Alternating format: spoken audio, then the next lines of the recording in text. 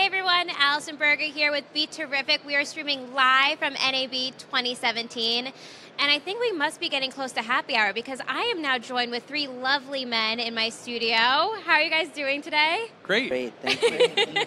I should have got us beers or something to start the hour. That'd be pretty good. It's never too late. That's true, especially when you're in Vegas. How have you guys been enjoying NAB so far today? Great show as always. Yeah. It's been fantastic. It's my first time here, and I'm super excited.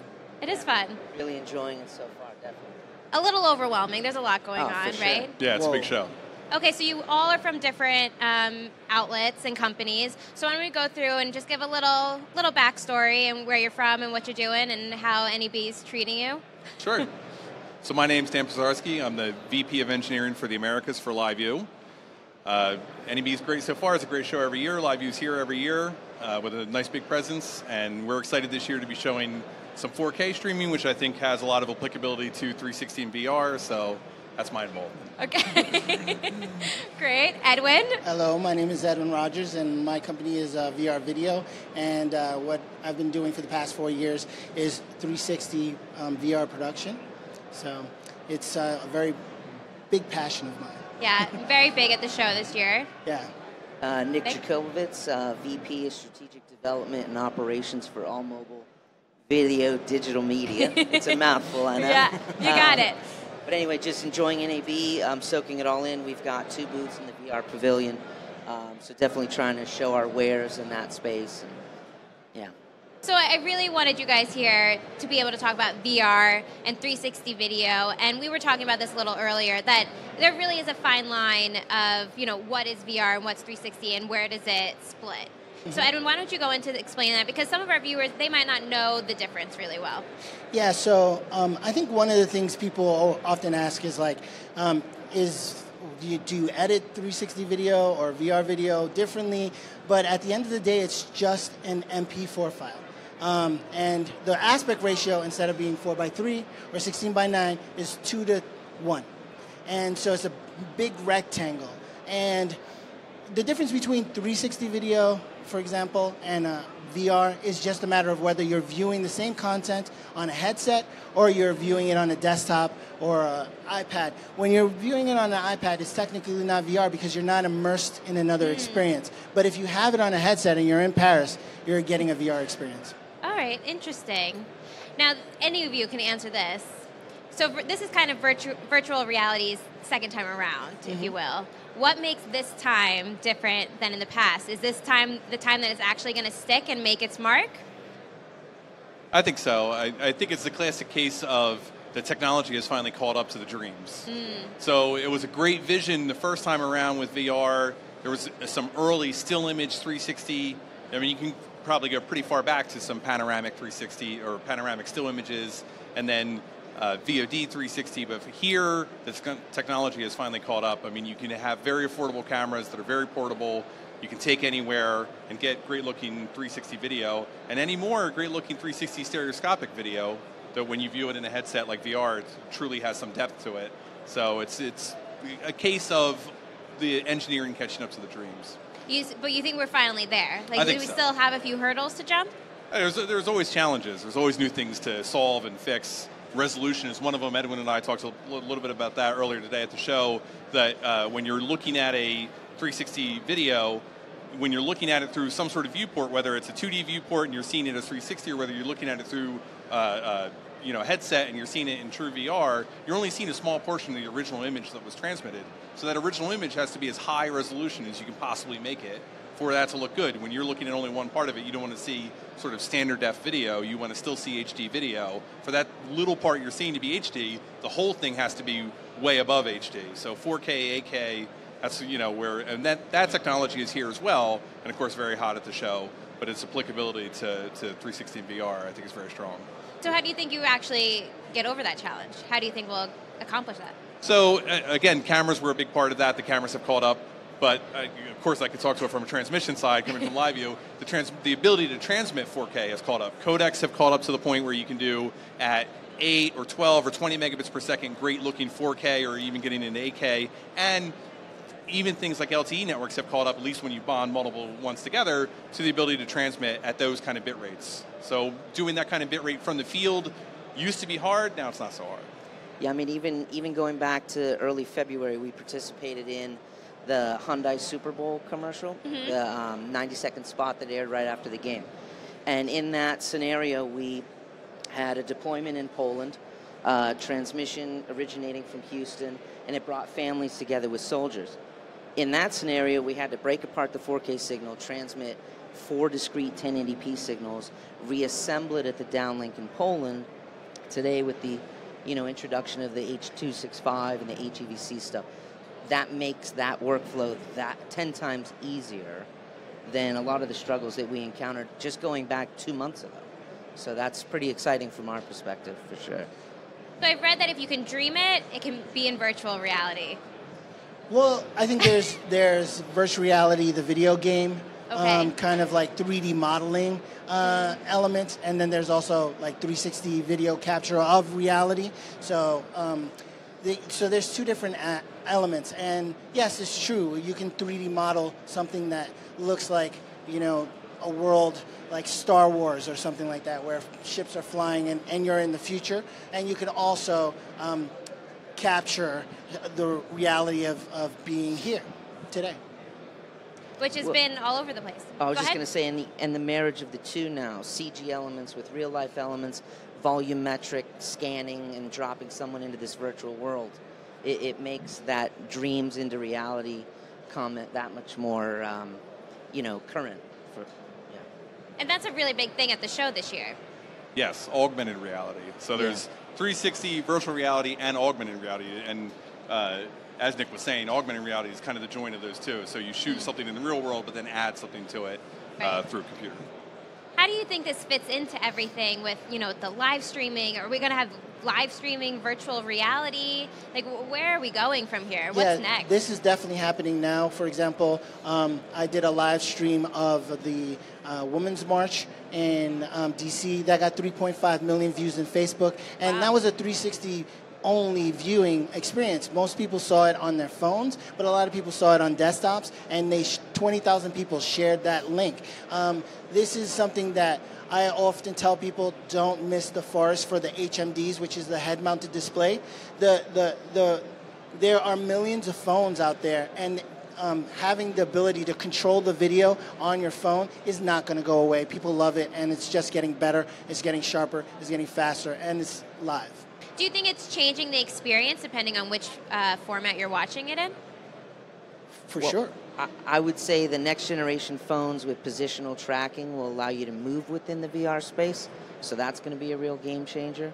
We're all really excited for that because, location-based VR and creating these worlds, a lot of times it's a very passive experience. You're almost cemented in place, looking around, experiencing the world, but you can't really navigate your way through it. So a lot of the new technology is going to allow us to do that more easily. Yeah, and I think interactivity in 360 and virtual reality is something that people crave. I remember 4 years ago when I started demoing these things, the first thing, like from a little kid to an adult would say is like, oh, can I run around? Can I move around? Can I do something in this space? Because we are used to, in reality, being able to interact with our world. And so adding that level to the kind of work that we're doing, it just enhances the immersion of the experience. What do you think it is about virtual reality and 360 and augmented reality that is so, what do people crave? What does the consumer crave so much about that makes them want it? I mean, personally, I shot my proposal to my wife in 360. And the reason I did that was because one day I'm going to be you wanted 90, those brownie points. And I'm going to... No, she was surprised. But, because I was pretending that I'm just shooting we were in Costa Rica, and I was just shooting the background. But the reason I did that is because I know one day I'm going to be able to put on a headset and see myself and be in that moment in time. And then... I also, shared it with my father-in-law, and I didn't have to explain where was I, what was I doing. I put it on and he saw it. There was no explanation. He was there at the moment. I think what people forget with the technical is the heart of the technology, and what you really get with virtual reality is an immersion into another time and space. It captures time and space in a bubble in a way that no other format can do. Very interesting. Even in the medical space, they've correlated VR experiences to lower pain scores, which in turn means less narcotics, shorter stays. So to his point, it's emotional, it's visceral, it's, it like you said, it transports you to a world that you might ordinarily never be able to go to, whether it's a sporting event or the front row of a concert or Machu Picchu, fill in the blank. It's the first time that you can really check out of wherever you are and check into somewhere else. Is that do you think it'll be taking away people's personal creativity and, their own imagination? Instead of, just dreaming about the reality, they're now really living it. So are they going to not pursue trying to live it on their own because now they can just, spend so much money and put on a headset or, watch online? I don't think so. Yeah, I think it's gonna enhance it. Like, I just went to the Grand Canyon and it was beautiful in person. I captured it and I'm sharing it with people, and that's only gonna make people want to go to the Grand Canyon. Yeah. I don't think that people are gonna say, "Oh well, I checked that off on my bucket list." I think people are gonna say, "No, I didn't realize how beautiful this place is. I'm not gonna be able to." Another point on what you were saying, I've been talking to like a medical center where there are kids that are trapped in a hospital with cancer. They can't leave the hospital for years, and they just want to experience their living room and be able to like talk to their family and interact. And so we're working on technology to allow them to, be in a VR experience, but actually be in another place and talk back and forth with their family. What I'm hearing from you guys is there's really so many different aspects of it. It's not just, putting on a headset and chilling out and, laying back and just hanging out for the night. These types of moments are much more meaningful than that. And that's something, you're right, you can't bring that any other form or any other way. What I think makes VR kind of special too is there's something for everyone. If you want a passive experience, you can select that option and just sit back and enjoy. If you want an interactive experience, you can choose that one as well. So no one's really alienated in this new world of VR AR, which I think makes it that much more attractive to a wider audience. I think the barrier for entry cost-wise is so much lower too. Like in the world of 3D, if you didn't have a few $1,000s for a set, well, you weren't going to watch 3D. Right. But nowadays, everyone has the screen in their pocket. With a cardboard, you're now fully immersed. So I don't know. I think all those things together make it. You had asked a question earlier on about is it here to stay, and I think this time the answer is yes. For sure. Because of all of the different draws to it and reasons for using it. Yeah, I think the opportunities are far more diverse in terms of the options of content. Brands are getting behind it in a much bigger way. Manufacturers, the biggest names out there, Nokia, Sony, Google, fill in the blank, they're all behind it in a big way. I mean, you can see it. From last year to this year, the VR Pavilion has doubled, maybe tripled in size. So I think that speaks volumes to where it's going. So do you think in the next few years, everyone's going to have a VR headset in their homes? If not a VR headset in their home, some element of augmented reality in their life. What that looks like ultimately, I don't know. Is it driving down the street in an augmented billboard? Maybe. But I think you're seeing a lot of that sort of sneak into our lives in a subtle sort of way. How long do you think it's going to take? It's Not already long. here now. Right. Facebook is sending out 360 video content all the time, so it's in your feed, and so it's a matter of degree. I don't think everybody's going to have a VR headset or goggle, but I think that everybody is going to be able to experience a 3D content and 360 content very easily, because again, the barrier to entry is getting lower, the technology is getting faster, the quality is getting better, and the content, there's not just a handful of content creators like in the past. Now everybody's getting into it, and it's an exciting time. And Dan, how does this affect you and what you do with live streaming? So, as I was kind of outlining, it definitely has a big impact to resolution. I mean, the demands in terms of we need more resolution, we need higher bit rates are coming now kind of fast and furious. They were always there. That was always a pressure that was there in the live transmission space. But 360 is just sort of amplifying that to a big degree. And there we have customers that are looking for kind of help with this. And that's where companies like Edwin's and Nick's come in. Because they're turning to it going, this all looks very neat and the technology has become very accessible, but let's face it, we don't know what we're doing. We've never done 360 before, so who can come help us? And I think that's where specialists and production houses that have a lot of experience with it can come into other organizations like news organizations and give them a hand. And I think where guys like Dan are going to be helpful to us is there's a consensus that VR experiences only ever last a short period of time because there's an element of exhaustion, right? Your brain is working pretty hard to process the images that you're seeing, but as the quality improves, your brain doesn't have to work as hard, and I think those experiences will grow. The length of time, anyway, the amount of time that you sit in that immersive space will lengthen.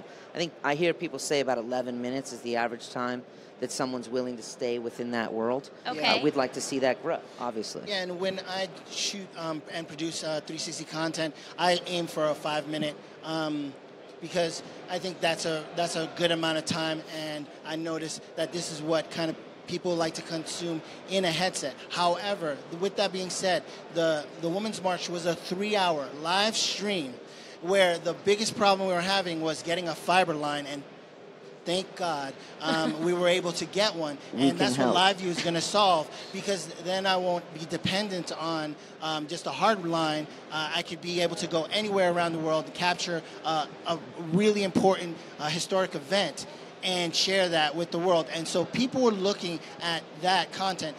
First of all, hundreds of thousands of people were there, but they weren't close to the stage. And so they were able to look a little closer to somewhere where they were. And then other people were interested. There were, protests all over the world in seeing what was happening in DC, and so we were able to provide a window into so that you felt like you were in two places at once. Right. I think there's no technology, period, that really makes you feel like you're in two places at once. It's like magic in a way, and it's definitely incredible that we're able to achieve this. So what do you think the lasting impression is going to be on exhibitors, consumers, anyone coming to the NAB show this year and checking out the VR Pavilion? I mean, I would say that it's the content is more accessible. If you're a producer of VR content, the technology has become more affordable, easier to use. You'll have more people out there creating content. I think what we're most concerned about is bridging the gap between traditional broadcast workflows and VR workflows. They sort of operate in circles next to each other, and we think there's a bit of a Venn diagram there, and we want to live in the middle of that. So, that's my hope as a takeaway from people exposed to at least our two booths in the North Hall. But overall, that it's just, it's that much easier to participate in the space. It doesn't have to be some far-off goal that will take you however many years to get to. You could do it today. Okay. Any other opinions on that question? I think it's interesting that there's the VR Pavilion, but you can go even in any direction and see a Sennheiser ambisonic microphone specifically created for 360 sound capture. People are solving all these problems that we were having as creators for the past few years, and they're working independently, but it's all coming together now to provide much more immersive experiences. So I'm just so excited about being able to create a 3D 360 experience with ambisonic sound and just make the content better and more immersive so that people will want to spend more time on it. Definitely, some of these demos that you can see at the show, just describing it to the guys, it feels like you're in the future sometimes. You're seeing in a demo and you just can't believe what you're seeing. Right. So I think people will walk away with a really wowed impression of where 360 is. I definitely agree. Well, I'm glad the three of you were a part of my real reality.